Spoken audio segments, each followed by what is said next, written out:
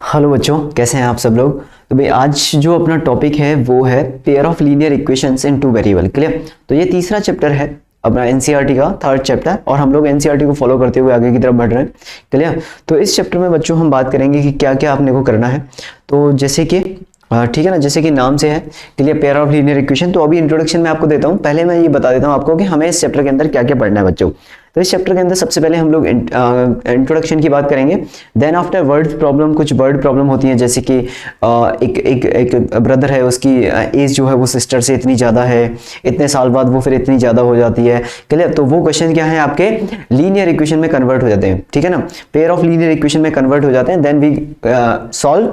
Clear. उसके बाद मैं आपको इसका ग्राफिकल रिप्रेजेंटेशन बताऊंगा कि ग्राफिकल रिप्रेजेंटेशन क्या होता है, किस तरह की लाइन होंगी, अगर दो लाइन है तो उनके बीच में क्या रिलेशन होगा। दे आर इंटरसेक्टिंग, क्या वो इंटरसेक्टिंग है। ठीक है ना, are they coincident, are they parallel. ठीक है ना, ये सारी बातें होंगी।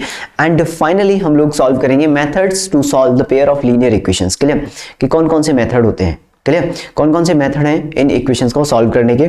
जैसे कि आप लोगों ने अगर अब तक पढ़ा है तो पढ़ा होगा कि एक तो होता है सीधे सीधे, ठीक है ना, क्रॉस मल्टीप्लिकेशन मेथड होता है, एलिमिनेशन मेथड होता है। क्लियर। तो वो तीनों मेथड हम लोग यहाँ पे पढ़ने वाले हैं। ठीक है ना, तीन मेथड होते हैं इसे सॉल्व करने के लिए, वो तीनों मेथड हम लोग यहाँ पे सॉल्व करने वाले हैं। क्लियर। तो सबसे पहले बच्चों हम लोग यहाँ पे बात करते हैं इंट्रोडक्शन के बारे में, कि यहाँ पर इसका इंट्रोडक्शन क्या है। क्लियर। तो चलिए भाई इंट्रोडक्शन पे चलते हैं। ठीक है ना, ओके बच्चों, तो इंट्रोडक्शन पे चलते हैं हम लोग। ओके, और इंट्रोडक्शन क्या है अपने पास। ठीक है ना, फर्स्ट तो पेयर ऑफ लीनियर इक्वेशन, जैसा कि बच्चों नाम से क्लियर है, पेयर ऑफ लीनियर इक्वेशन। भाई पेयर का मतलब क्या होता है, पेयर मींस होता है दो। ठीक है ना, पेयर मींस होता है दो। ठीक है, अ पेयर ऑफ शूज, दो जूते हैं आपके पास, वन शूज। ठीक है ना, एक सिंगल जूता। ठीक है, अ पेयर ऑफ शूज मतलब दो जूते ले लिए आपने। ठीक है, पेयर मींस होता है दो। ठीक है ना, a pair, husband and wife, a pair. ठीक है, a married couple, a married pair. ठीक है ना, बात आई समझ में। तो पेयर मींस होता है टू। तो जैसा कि नाम से क्लियर है कि पेयर ऑफ लीनियर इक्वेशन। ठीक है ना, तो सबसे पहले लीनियर इक्वेशन तो आप लोगों ने 9th क्लास में पढ़ा होगा, लीनियर इक्वेशन क्या होता है। तो बच्चों अगर हम यहाँ पे लीनियर इक्वेशन की बात करें, सिर्फ अगर मैं आपसे बोलूं यहाँ पे कि भाई लीनियर इक्वेशन क्या होगा। ठीक है ना, लीनियर इक्वेशन, ठीक है ना, तो लीनियर इक्वेशन, ठीक है ना, इन टू वेरिएबल, ओके बच्चों। तो ये क्या हो जाएगा बच्चों अपने पास, लीनियर, ठीक है ना, वेरिएबल। ठीक है, linear equation in two variable. Okay, इसके बारे में बात करें तो लीनियर इक्वेशन क्या कहलाएगा बच्चों आपको। ठीक है ना, ठीक है भाई, ठीक है ना, linear equation in two variable मतलब यहां पे किस तरह की इक्वेशन होगी अपने पास, किस तरह की इक्वेशन होगी, ax plus by plus c।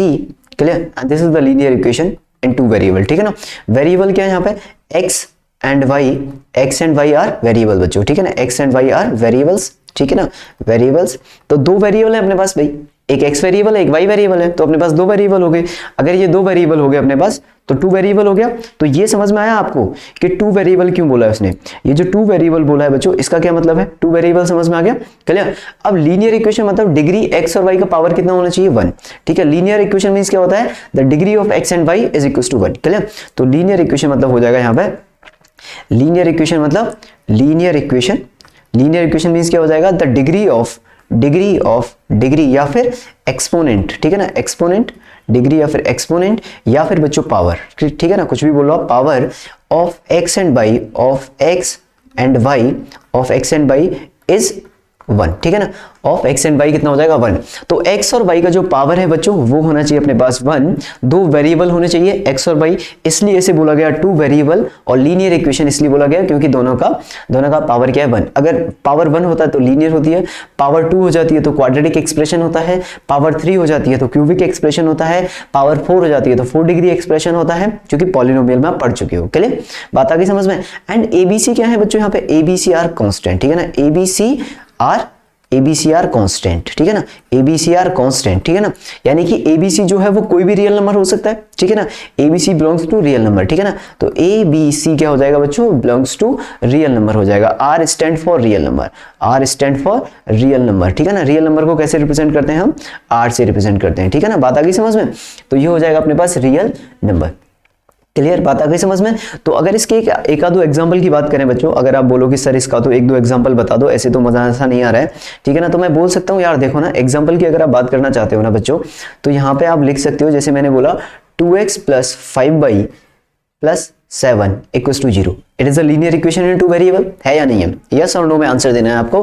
क्या ये linear equation in two variable होगा? क्या ये linear equation in two variable होगा? बिल्कुल होगा। एक्स वाई में है, 1 डिग्री है, करेक्ट, ठीक है, linear equation in two variable होगा, ठीक है। क्या अगर मैं बोलूं 5x प्लस 3/2y प्लस 9, क्या ये linear equation in two variable होगा? बिल्कुल होगा। क्लियर? यहां से भी बिल्कुल पॉसिबल है। ओके, अगर मैं बोलूं आपसे 7x plus 9 is equal to 0, it's a linear equation in two variable. Linear equation in two variable, two variable क्या होगा ये?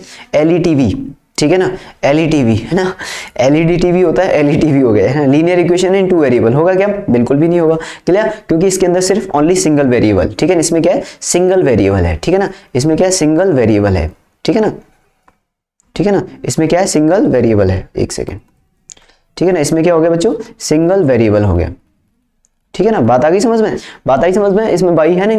अच्छा, जरूरी नहीं है एक्स वाई में हो, वेरिएबल कुछ भी हो सकता है, टी और यू हो सकता है क्या? बिल्कुल। अगर आपसे कल को बोला जाए ना कि भाई यहाँ पे मैंने बोला 5t plus 7u is equal to 90, क्या ये linear equation in two variable है? Linear equation in two variable है क्या? बिल्कुल है।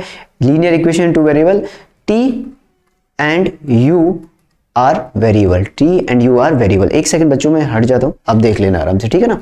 T and U are variable, okay, अभी आप देख लो। बात आ रही है बस, समझ में नहीं आ रही है, ठीक है ना। तो T and U are the variables, okay. किसी भी तरह की कोई दिक्कत, किसी भी तरह की कोई दिक्कत बच्चों? कहानी समझ में आई ना?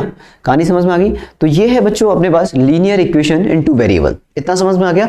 अब इस चैप्टर के अंदर एक चीज और ऐड हो रखी है, वो है pair of linear equation in two variable, ठीक है ना। पेयर मीन्स होता है 2। अब यहाँ पे जो अपने को पढ़ना है वो क्या है? वो है pair of linear equation in two variable. Pair of linear equation in two variable, in two variables, ठीक है ना। Pair of linear equation in two variable, ठीक है ना। तो अभी मैंने आपको बच्चों इतना तो एक्सप्लेन कर दिया कि यार ये जो है आपका पेयर ऑफ लीनियर इक्वेशन क्या होगा, ठीक है ना। ये linear equation in two variable तो मैंने एक्सप्लेन कर दिया। पेयर मीन्स क्या होता है? 2। पेयर मीन्स एक जोड़ा, ठीक है ना, पेयर, ठीक है ना। तो इसका मतलब क्या हो जाएगा यहाँ पे कि अपने पास कोई भी दो इक्वेशन है बच्चों, यहाँ पे अपने पास कोई भी दो इक्वेशन है, लेट, ठीक है ना।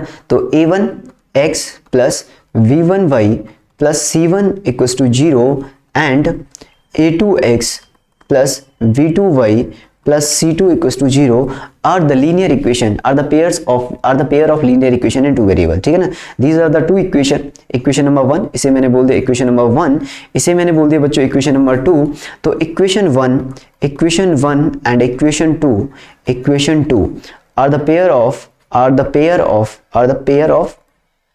pair of linear equation in two variable, linear equation in two variables, ठीक है ना। बात आई समझ में? Linear equation in two variable, okay, ये पेयर हो गया, ठीक है ना। बात आई समझ में? अब बस यही है कि इनको अब अपने को सॉल्व करना है बस, ठीक है ना। अब इनको सॉल्व करना है। अब आप जितने तरीके से इसे सॉल्व कर सकते हो and that is the required answer. अब जितने तरीके से भी इसे सॉल्व कर सकते हो वही अपने पास इसका आंसर हो जाएगा। बात आ गई समझ में? तो इंट्रोडक्शन क्लियर है? इंट्रोडक्शन में किसी भी तरह की कोई दिक्कत आपको? इंट्रोडक्शन के अंदर किसी भी तरह की कोई दिक्कत बच्चों? क्लियर? इंट्रोडक्शन क्लियर हो गया। हम लोगों ने एक लाइन की इक्वेशन तो काफी बनाई है, क्लियर। एक लाइन की इक्वेशन तो हम लोगों ने बहुत बार बनाई है और उसे सॉल्व भी किया है बच्चों, क्लियर। जब आप वहां पर जाते थे, जब आप नाइन्थ क्लास में थे तो आई थिंक वहां पे आपने इसे काफी सॉल्व किया होगा, क्लियर। तो मैं एक बार रिकैप करा देता हूँ। जैसे कि मैंने बोला इसका मतलब क्या है, जैसे कि मैंने बोला यहाँ पे रिकैप ऑफ नाइन्थ क्लास, ठीक है ना। अगर आप भूल गए हो तो एक छोटा सा रिकैप है। जैसे मैंने बोला बच्चों यहाँ पे 2x plus 5y is equals to, यहाँ पे 10 लिखा है, clear. 2x plus 5y is equals to 10। तो इसे सॉल्व करना होता था अपने को। तो याद है आप किस तरीके से सॉल्व करते थे इसे? याद है आप लोगों को? तो आप क्या बोलते थे? सर इसे तो हम ऐसे सॉल्व करते थे, ठीक है ना। याद करो अगर याद आता है तो, है ना। कैसे सॉल्व करते थे इसे? ये हो गया अपना, ठीक है ना। एक यहाँ पे ये हो गया, ओके, और एक ये हो गया, ठीक हुई, ओके। और ये हमने ले लिया बच्चों, ठीक है। इस तरीके से आप इसे सॉल्व करते हुए आए हो। यहाँ पे हम लिखते थे x, यहाँ पे हम लिखते थे y। हमने बोला x इज इक्वल टू 0 रख दो आप। क्या ये आपको अच्छी तरीके से विजिबल है बच्चों? ठीक है ना, दिखाई तो दे रहा है ना ये? हाँ, ठीक है ना। तो ये क्या हो गया? 0। अगर यहाँ 0 हो गया तो y कितना हो जाएगा बच्चों? 2, ठीक है ना। अगर बच्चों यहाँ पे क्या हो गया, y 0 हो गया, तो यहाँ पे कितना हो जाएगा, ये हो जाएगा 5, ठीक है ना। और भी कोई भी वैल्यू रख सकते थे, ठीक है ना। जैसे कि मैंने बोला यहाँ पे x मेरे पास बच्चों 1 हो गया, ठीक है ना। तो x अगर मेरे पास 1 हो गया तो y कितना हो जाएगा यहाँ से, तो y हो जाएगा मेरे पास यहाँ से 8, तो 5/8, 8/5 सॉरी 8/5, ठीक है ना। तो इस तरीके से अपना आंसर आता था, ठीक है ना, इस तरीके से अपना आंसर आ जाता था। क्लियर, किसी भी तरह की कोई दिक्कत इसके अंदर, तो इसे हम इस तरीके से सॉल्व करते थे, फिर इसका ग्राफ भी बना लेते थे। अगर वहां पे अपने को ग्राफ बनाना होता था ना इसका, तो वहां पे हम इसका ग्राफ भी ड्रॉ कर देते थे बच्चों। अगर आपको याद हो तो इसका ग्राफ भी हम वहां पे ड्रॉ करते थे। और ग्राफ किस तरीके से ड्रॉ करते थे हम लोग, इस तरीके से कुछ, ये अपने पास ग्राफ हो गया, ठीक है ना। यहाँ पे ये इस तरीके से ग्राफ बनाया हम लोगों ने, ठीक है ना। एक सेकेंड, ठीक है ना, थोड़ा सा लिटिल बिट बड़ा, ठीक है। और फिर हम क्या बोलते थे यार, ये ना कहाँ से पास हो रहा था, अभी कहाँ से पास हो रहा था, इसमें हो रहा था ये 0 और 2, x पे 0 y पे 2, x पे 0 y पे 2, x पे 0 मतलब ये और y पे 2 बच्चों। तो ये वाला पॉइंट हो गया अपने पास एक, ठीक है ना। और दूसरा पॉइंट क्या है बच्चों, x पे 5 y पे 0, x पर 5 y पे 0, मतलब ये वाला पॉइंट हो गया। ओके, इन दोनों को ज्वाइन कर दो, जो भी आंसर आएगा, ठीक है ना। तो इन दोनों को ज्वाइन किया हम लोगों ने, ठीक है ना। ये जो लाइन है अपने पास, क्लियर, ये जो लाइन है बच्चों, यही अपने पास क्या होती थी, लीनियर इक्वेशन, ठीक है ना, लीनियर इक्वेशन इन 2 वेरिएबल। ये जो लाइन होती थी, रेड कलर की जो लाइन दिखाई दे रही है आपको, this is the linear equation in 2 variable. और इसकी इक्वेशन क्या हो जाएगी अपने पास, 2x + 5y = 10। ये क्या हो जाएगी अपने पास, 2x + 5y = 10। क्लियर, बात आ गई समझ में कि नहीं आई। ओके, और तीसरा पॉइंट क्या है इसमें, 1,8/5, तो x इज 1, तो यहाँ पे 8/5 आ रहा होगा बच्चों, ये हो जाएगा आपका 1,8/5। क्लियर, बात आ गई समझ में। ओके, किसी भी तरह की कोई दिक्कत है इसके अंदर, किसी भी तरह की कोई भी दिक्कत समझ में आ रही है, तो ये आपका 9th क्लास में आप पहले से करके आ चुके हो, ठीक है। दिस इज द रिक्वायर्ड, ठीक है, this is the linear equation in 2 variable, this is the linear equation in 2 variable. अब अगर पेयर की बात हुई है, अब अगर पेयर की बात हुई है, पेयर मतलब कोई और लाइन भी आएगी यहाँ पे भाई, ये तो सिर्फ लीनियर इक्वेशन की बात थी।